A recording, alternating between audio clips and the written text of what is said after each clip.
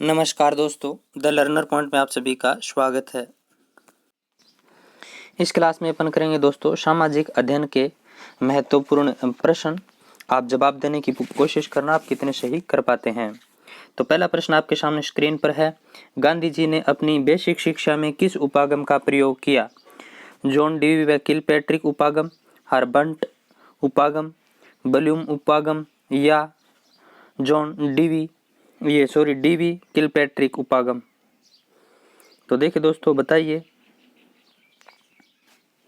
महात्मा गांधी ने अपनी जो बेसिक शिक्षा है वो दोस्तों बेसिक शिक्षा किस पर आधारित थी? करके सीखने पर आधारित थी। और करके सीखने के ऊपर आधारित विचार किसने दिया था? जॉन डीवी व किलपैट्रिक ने दिया था। किसने? जॉन डीवी व किलपैट्रिक। ये ऑप्शन गलत पड़ा हुआ है दोस्तों, ठीक है। तो इसका राइट आंसर क्या हो जाएगा? जॉन डीवी व किलपैट्रिक उपागम। यानी गांधी जी की जो बेसिक शिक्षा थी वो करके सीखने पर आधारित थी, ठीक है। शिक्षा ऐसी हो जिसमें बालक क्या बने? आत्मनिर्भर बने। अगला प्रश्न आपके सामने स्क्रीन पर ये रहा। किस विद्वान का मूल्यांकन उपागम उद्देश्य केंद्रित है? किस विद्वान का मूल्यांकन उपागम उद्देश्य केंद्रित है? बीएस ब्लूम, मॉरिसन, हर्बर्ट उपागम या डीवी किलपैट्रिक। तो देखिए दोस्तों, किस विद्वान का मूल्यांकन उपागम उद्देश्य केंद्रित है? तो ये दोस्तों बीएस ब्लूम का जो उपागम है वो उद्देश्य केंद्रित है।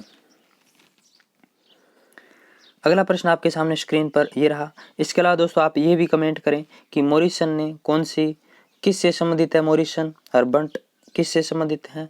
किलपैट्रिक किससे संबंधित है?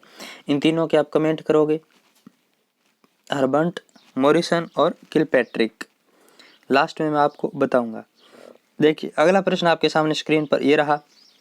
विद्यालयों में शिक्षा के पश्चात बालक के व्यवहार में होने वाले परिवर्तनों के संबंध में प्रमाणों के संकलन एवं उनकी व्याख्या करने की प्रक्रिया को कहते हैं मूल्यांकन उपागम, मॉरिसन उपागम, एनसीईआरटी की प्रयोजना या हर्बर्ट उपागम। तो जल्दी से इसका उत्तर दीजिए।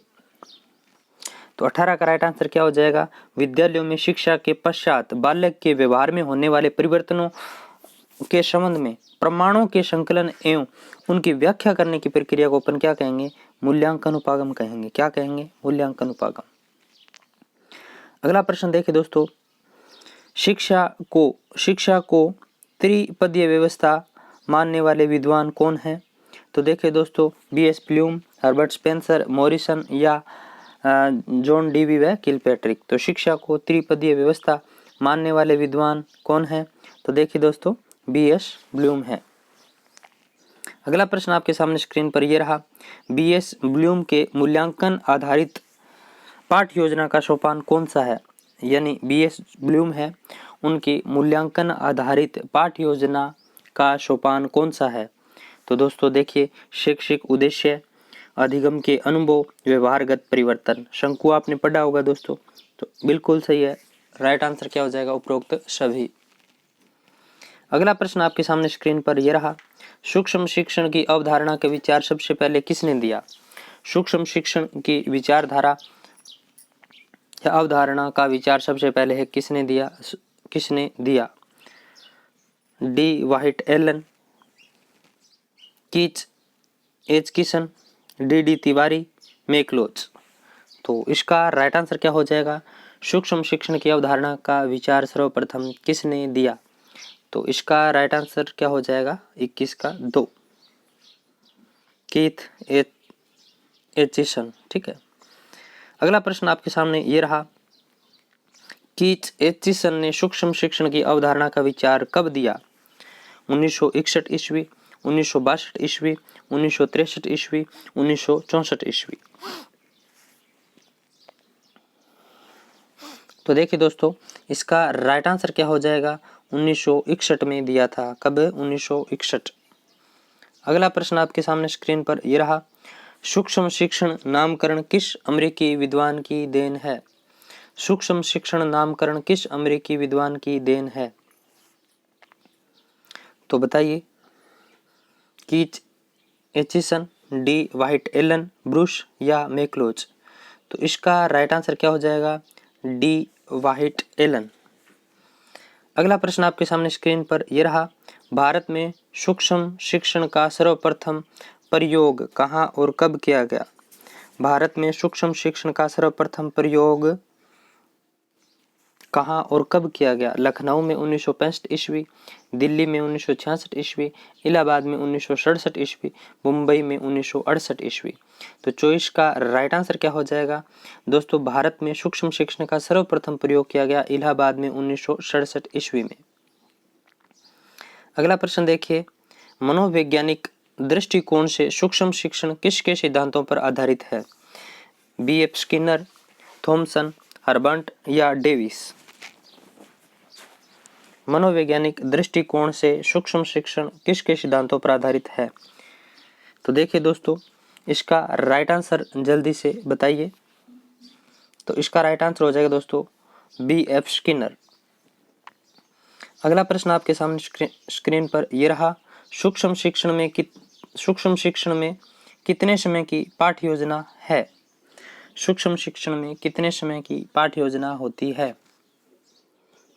तो देखिए दोस्तों, 1 से 5 मिनट, 5 से 10 मिनट, 10 से 15 मिनट, 15 से 20 मिनट। तो राइट आंसर क्या हो जाएगा? जो सूक्ष्म शिक्षण है उसमें पाठ्य योजना 5 से 10 मिनट की होती है। कितनी? 5 से 10 मिनट। अगला प्रश्न आपके सामने स्क्रीन पर यह रहा, सूक्ष्म शिक्षण एक व्यवस्थित शिक्षण है जिसके द्वारा कक्षा के आकार और समय सीमा को मापा जाता है। यह कथन किसका है?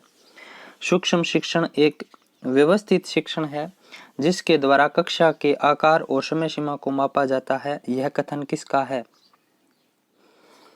तो ब्रूस का, एलन का, एचिसन का, मैकलोज का। तो देखिए दोस्तों, सूक्ष्म शिक्षण एक व्यवस्थित शिक्षण है जिसके द्वारा कक्षा के आकार और समय सीमा को मापा जाता है। यह कथन किसका है? तो ये एलन का है। किसका है? एलन का। देखिए, आकार और समय सीमा आ जाए ना तो आप एलन, ठीक है, ऐसे याद रखना, एलन, ठीक है, आकार और समय सीमा एलन। फिर देखिए, सूक्ष्म अध्यापन वातावरण में अध्यापन का एक रूप है जो शिक्षण की जटिलताओं को कम करता है तथा पृष्ठ पोषण प्रदान करता है। यह कथन किसका है? तो सूक्ष्म अध्यापन कृत्रिम वातावरण में अध्यापन का एक रूप है जो शिक्षण की जटिलताओं को कम करता है तथा पृष्ठ पोषण प्रदान करता है। यह कथन किसका है? ब्रूस का, एलन का, कीच, एचिसन का, मैकलोज का। तो इसका राइट आंसर क्या हो जाएगा? इसका राइट आंसर हो जाएगा यह है मैकलोज का। तो मैकलोज आप कृत्रिम वातावरण के साथ जोड़ देना। अगला प्रश्न आपके सामने स्क्रीन पर यह रहा, एनसीईआरटी तथा क्षेत्रीय महाविद्यालयों ने सूक्ष्म शिक्षण चक्र का समय निर्धारित किया। तो एनसीईआरटी तथा क्षेत्रीय महाविद्यालयों ने सूक्ष्म शिक्षण चक्र का समय निर्धारित कितना किया? तो 30 मिनट, 36 मिनट, 42 मिनट या 48 मिनट? तो 36 मिनट किया। कितना? 36 मिनट। अगला प्रश्न देखिए आपके सामने ये रहा, ऊपर आपको दोस्तों मैंने एक प्रश्न पूछा था कि हर्बर्ट स्पेंसर किससे संबंधित है? तो उसका राइट आंसर आप बताइए।